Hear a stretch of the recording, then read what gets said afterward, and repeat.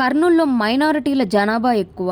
అందుకే కాబోలు వైఎస్ఆర్సీపీ తన ఎత్తులపై ఎత్తులతో 2019లో మైనారిటీ అయిన హఫీజ్ ఖాన్కు టికెట్ ఇచ్చి అతన్ని గెలిపించింది. ఇదే ఎత్తుతో చిన్న ట్విస్ట్ ఇస్తూ ఈసారి సీట్ ఇచ్చింది మైనారిటీకే అయినప్పటికీ ఒక ఐఏఎస్ ఆఫీసర్ స్థానంలో ఉన్న అతన్ని ఎంచుకుంది. ప్రస్తుతం కర్నూలులో ఉన్న పరిస్థితుల ప్రకారం టీజీ వెంకటేష్ కుమారుడు టీడీపీ యువనేత అయిన టీజీ భరత్ ను ఎదుర్కోవాలి అంటే ఒక ఉన్నతాధికారి ఆ స్థానంలో ఉంటేనే అవుతుంది అన్న భావనతో అతనికి టికెట్ ఇచ్చింది వైఎస్ఆర్సీపీ అధిష్టానం.